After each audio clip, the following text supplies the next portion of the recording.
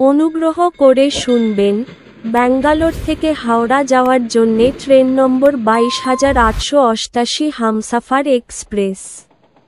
প্রতি বৃহস্পতিবার সকাল 10:15-তে এসএমভিটি ব্যাঙ্গালোরের 3 নম্বর প্ল্যাটফর্ম থেকে ছেড়ে যায় এবং এটি হাওড়া পৌঁছায় পরের দিন সন্ধ্যা 7টায় হাওড়া জংশনের 18 নম্বর প্ল্যাটফর্মে।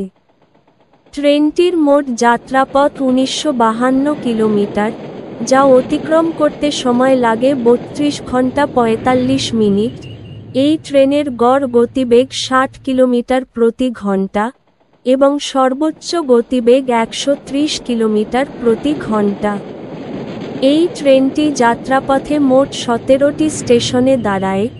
এই ট্রেনের থার্ড এসি ভাড়া 2,345 টাকা।